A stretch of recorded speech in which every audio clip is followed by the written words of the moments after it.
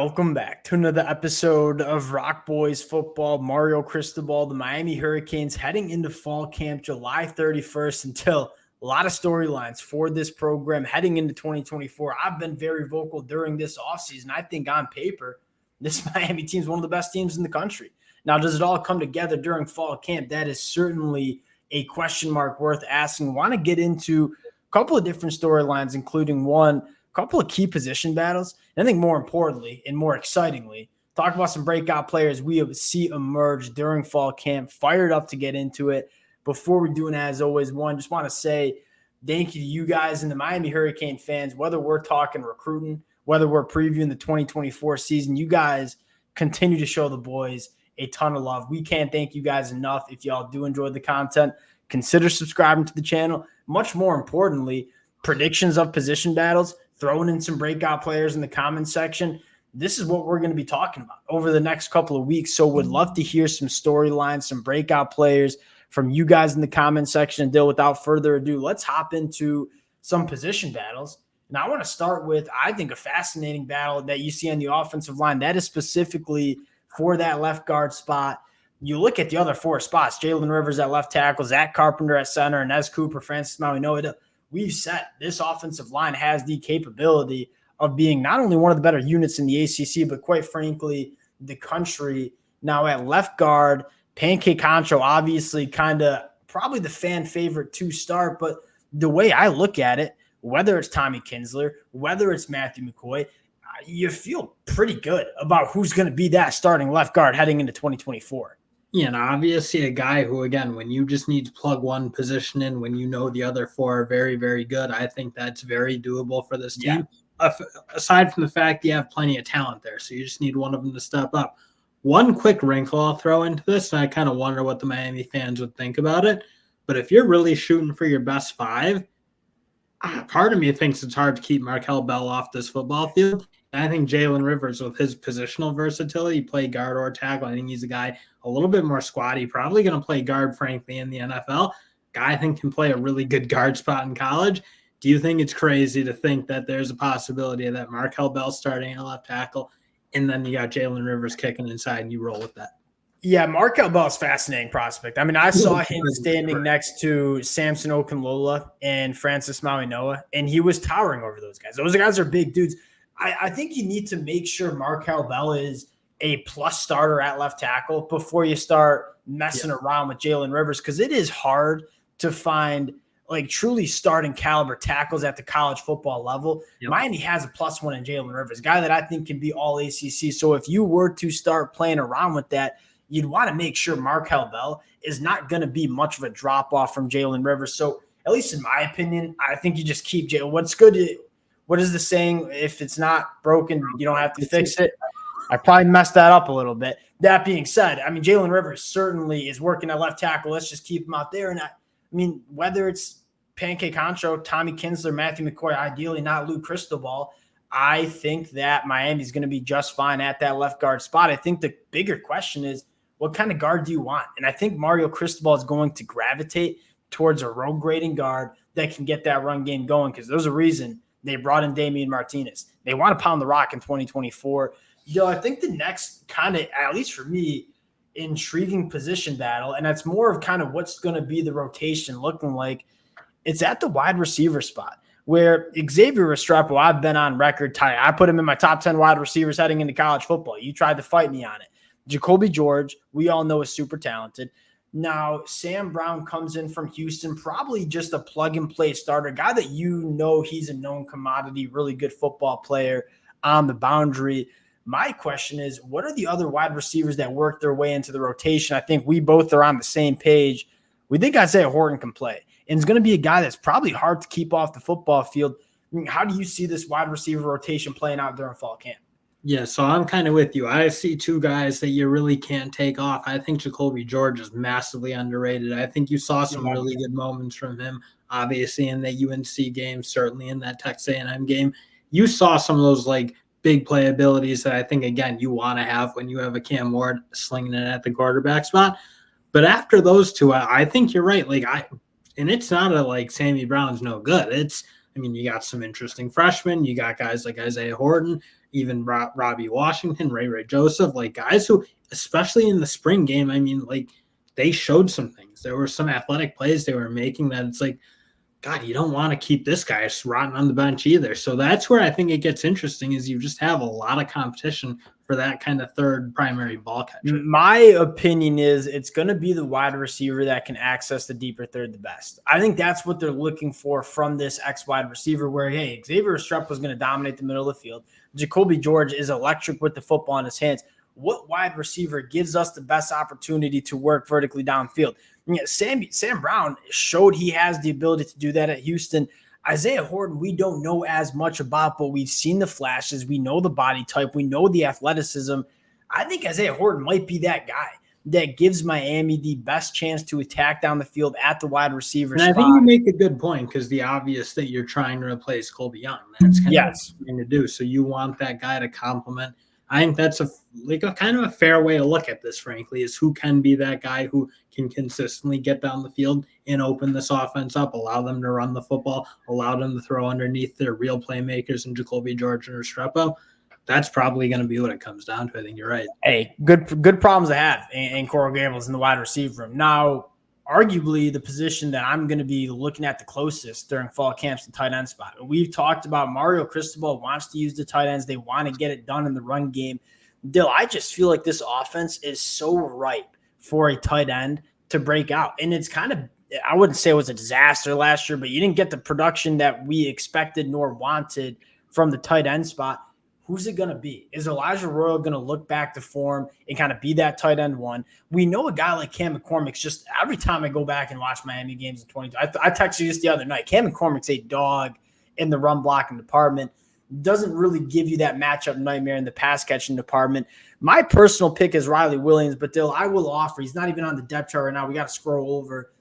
True freshman Elijah Lofton, who was kind of claimed to be just one of the best football players on the field during spring camp. How do you use Elijah Lofton is one of those kind of storylines that I'm looking at. And then I think secondly, can Riley Williams emerge as that tight end one in this offense? That's something that I am really excited to hear about during fall camp. And I think the obvious one for Elijah Lofton is, can you be a really good inline blocker? Because again, at the end of the day, I think what you're looking at where this Miami team is really good, obviously at that linebacker running back spot. Obviously that offensive line is one of the better units in the country. They're going to, what you said, they want to run the ball physically. I don't think you can play. I don't think they can put a tight end who can't block at a really high level in line on this football field because everything's going to emanate from their ability to run it. Yeah, and I think that the question is because Riley Williams has the size to do. Now, the thing with Elijah Lofton is, one, on the film out of the senior year at Bishop Gorman, the kid's a willing blocker. Like, I don't have a question about is he willing to do so. It's just he's not any taller than 6'1". So he's not necessarily the most imposing inline tight end. So that kind of makes me think you got to get creative in terms of how you use Elijah Lofton. I think the sign of a great coach is knowing how to scheme your players up. Like Elijah Lofton is kind of a unicorn. They, again, described him as one of the best football players on this Miami Hurricanes team. Now you just got to figure out a way to kind of get him involved.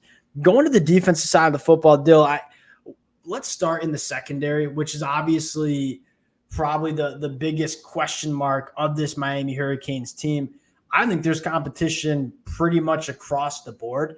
If I were to plug in kind of two guaranteed, maybe three guaranteed starters, Damari Brown, when healthy, I think is starting on the boundary. You get Michelle Powell is going to be a starter, whether it's at nickel or safety, and Darryl Porter Jr. Now, I think the question is, who are the other two players that step up and make that starting five in the secondary? That's the question. I'll kind of kick it to you there.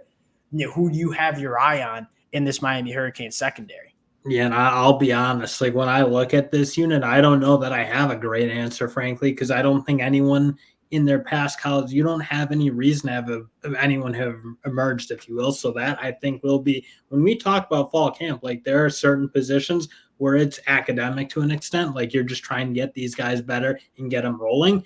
And then there's positions like this Miami safety room that I have no clue who's going to start this. Because again, you just really haven't seen anyone that you can pencil in and be like, yeah, this guy's the one to beat. I think they're all competing for it. Again, you have talent there. You have young guys coming in. You're starting to see the Mario Cristobal recruiting classes take form. But I don't know how you can necessarily make a great prediction if you're not in that room day in and day out. Yeah, give me Zaquan Patterson. We talked about Zaquan Patterson when he committed to Miami, saying physically this kid's ready to play. Like there's no quite a lot of freshmen just can't get on the football field because they're not quite grown men yet, and they need that year, that essential redshirt year, to get physically ready to play. Zaquan Patterson, he don't need that year. I mean, that kid is ready to play from a physical trait standpoint. Now the question is, has he put it together between the years? Is he a reliable guy to have in that defensive backroom? I think what's going to help him get on the field is I think he can do a couple different things. I think he can play the nickel. I think he can play as a box safety. You can get creative in terms of how you use him. Is he ready between the years to play? That's a massive storyline because, again, if Zaquan Patterson is ready to come in and be a very good freshman, we've seen freshmen play a lot for Miami the last couple of years. Ruben Bain, Francis Maui-Noah. Can he be that guy? That is certainly what I'm looking for in the secondary, but specifically that safety position is kind of what we're both looking at. Dill, I want to talk about the inside of the defensive line, which is probably going to maybe have a lot of people asking question marks. Like, what do you mean? CJ Clark, Simeon Barrow Jr., Marley Cook, that's a pretty formidable group, right? We know Simeon Barrow Jr. is a guy.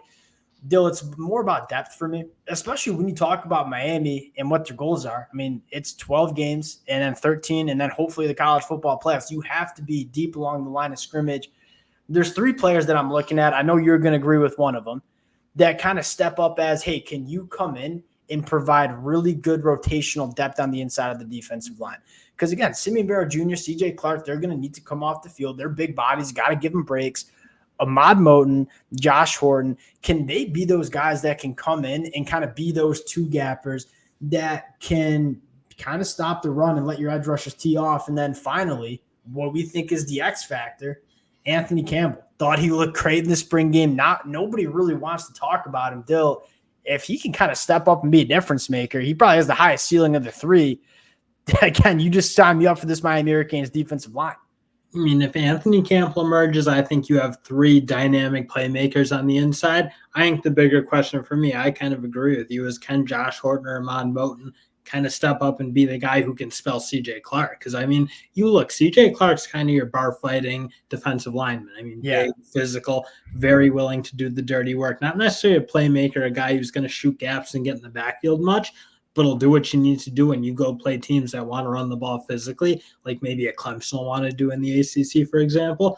But I think they need to find that next guy who's going to be their next CJ Clark, if you will, who's going to be very willing to do the dirty work. Because, again, I don't doubt their playmaking ability from their inside. Marley Cook, playmaker. Simeon Barrow, playmaker. Anthony Campbell looks like he might be a playmaker as well.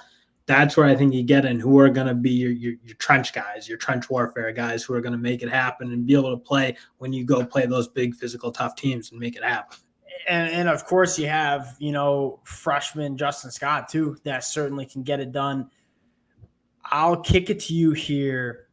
Every single year you kind of get word of that breakout player, the guy that maybe wasn't in people's notebooks heading into the season, but kind of emerges as a guy that's going to be a stud for Miami.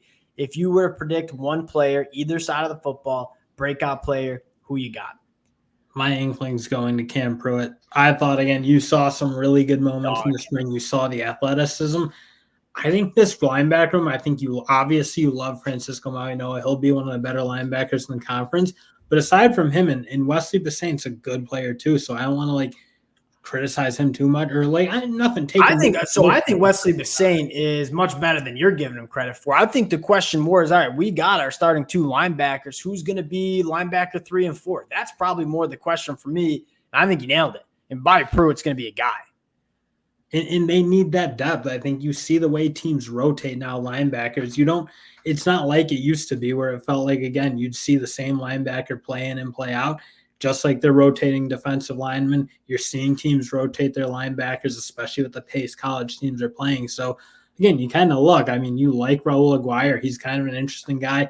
Jalen Elderman, I think, he gives you a solid floor, if you will, but I don't frankly think Miami is going to want to see him getting too many snaps. I just don't think he gives you that ceiling, that upside that you're kind of looking for. So I kind of want to see if Cam Pruitt can possibly emerge and give them really good snaps at line. I think you want to see Bobby Pruitt jump Jalen Alderman on the depth chart. And I don't hate bringing in Jalen Alderman to kind of give you that floor in terms of just a veteran linebacker that's played a lot of Power 5 football. Bobby Pruitt's a better player. or at least has the potential to be a better player. He's a true freshman. The guy I'm going to, the Miami Hurricane fans certainly know who I'm going to. It's Akeem Mesidor. Can we get the Akeem Mesidor we saw in 2022, who again was the best defensive lineman, and nobody's talking about him again? All the attention going to guys like Ruben Bain Jr., who again, we're fans of Ruben Bain Jr. We've been very vocal about that.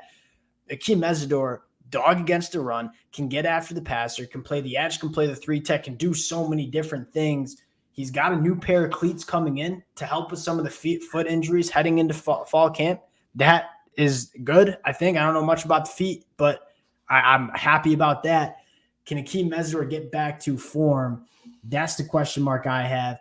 That'll do it for the boys. It's going to be a fun fall camp for the Miami Hurricanes. A lot of different storylines that we will be following. Appreciate you guys rocking with it. Drop some breakout players and predictions on the position battles below, and we'll talk to y'all later. Peace.